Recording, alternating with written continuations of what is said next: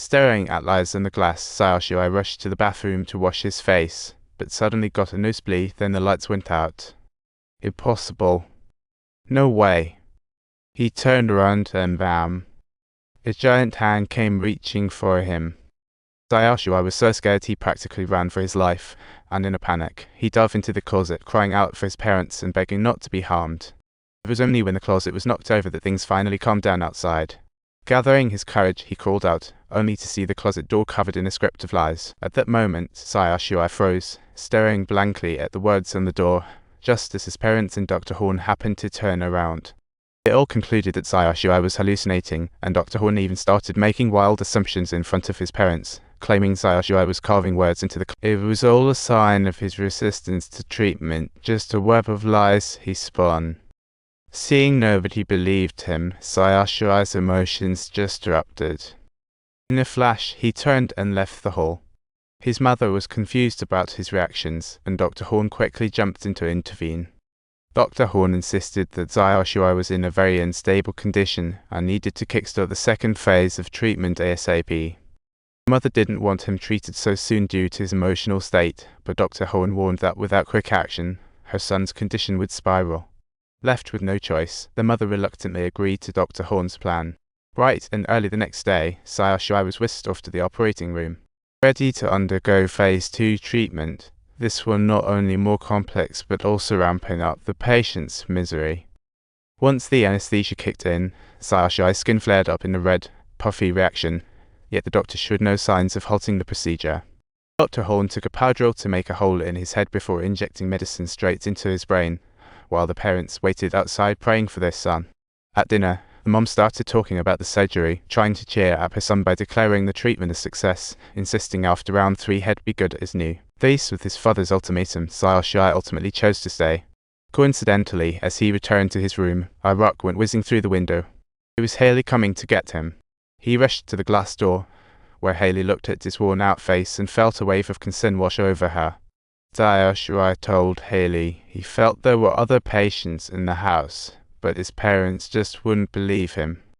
Haley then spilled a secret. A boy had once said the same thing, but after his Phase 3 treatment, he never showed up again.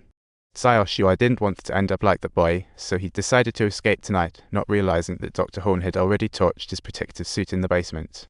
Just as he returned to the hallway, the lights started flickering ominously. The next thing he knew, he was knocked over, followed by being dragged away by an unseen force. Tonight, Xiaoshuai struggled with all his might, but it was futile, feeling as if half his limbs were restrained, squirming desperately on the floor. He eventually managed to break free of his restraints, only to have his leg grabbed and yanked back. It wasn't until he was dragged into the elevator that he realized 3 kids had brought him here, and they didn't seem to want to hurt him. They just wanted him to leave this place. As the hospital door slowly creaked open, Xiaoshuai found himself out in the open air, quickly covering his mouth and nose, but he still broke out in rashes. Fortunately, Dr. Horn spotted him right then and dragged him back to the hall. Subtitles. Just as the nurse intended to give him an injection of medication, unexpectedly, Xiaoshuai suddenly stood up, smashed a glass in a fit of anger, and then promptly fainted. When Xiaoshuai regained consciousness, he found himself back in bed. Meanwhile, Dr. Horn returned to the parents, believing his condition had worsened. They needed to get to the 3rd round of treatment fast. To prevent Xiaoshuai from running away again, he'd need to take a sedative, and his mom was the perfect candidate for that. Then he headed to his son's room, tricking him into taking the sedative from the doctor, unaware Xiaoshuai had cleverly stashed it under his tongue. Once his mom left, he spat the medicine from his mouth. Then Xiaoshuai had a light bulb moment. Those words on the cabinet read something different when viewed from the other side. It turned out to be the number 317. As night crept in, Xiaoshuai lay in bed staring into space, when suddenly whap! A stone hit. He recognized it was Haley and rushed to the glass door to share everything that had happened, insisting the castle contained 3 kids. They didn't wish him any harm. It seemed they just wanted him to leave. Xiaoshuai then exhaled onto the glass and wrote the word lie. Xiaoshuai wanted Haley to see it, and she immediately recognized the number 317. Subtitles. Xiaoshuai thought they must be attempting to convey something to him, whereas Haley believed it was a secret medicine. Before too long, deep into the night, Xiaoshuai seized the moment when everyone was fast asleep, flashlight in hand, and crept downstairs. Before long, Xiaoshuai came across a locked password door at the end of the hallway. With all his courage, he stepped forward and punched in the number 317, and to his shock, the door swung open. After some exploring, Xiaoshuai found himself in a room that turned out to be Dr. Horn's bedroom. He was so startled he was gasping for air. Thankfully, Dr. Horn didn't wake up, and Xiaoshuai got his hands on files from other patients. What he read sent chills down his spine. All those patients had died during Phase 3 treatment. Yet his parents had lied, claiming Dr. Horn had cured every one of them. In a fit of anger, Xiaoshuai smashed a water glass on the table, which immediately attracted the attention of the duty nurse. Luckily, he managed to hide himself just in time and escape disaster.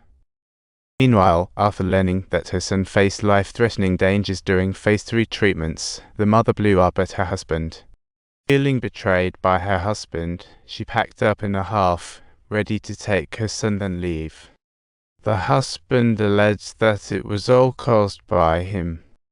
Meanwhile, their arguing sound also roused Dr. Horn from his sleep. Meanwhile, Xiaoshuai, escaping the office, immediately rushed to his parents' room. Xiaoshuai wanted to let his parents know Dr. Horn's secret. Little did he anticipate, his mother had already loaded their luggage onto the car. At that moment, Dr. Horn didn't want them to leave, intentionally locking the castle doors. He attempted to persuade them to carry on with treatment, playing the emotional card. Dr. Horn stated that giving up on Xiaoshuai would equal utter destruction. The mother's inner feelings began to waver. If you enjoyed this story, don't forget to subscribe to our channel for more amazing content.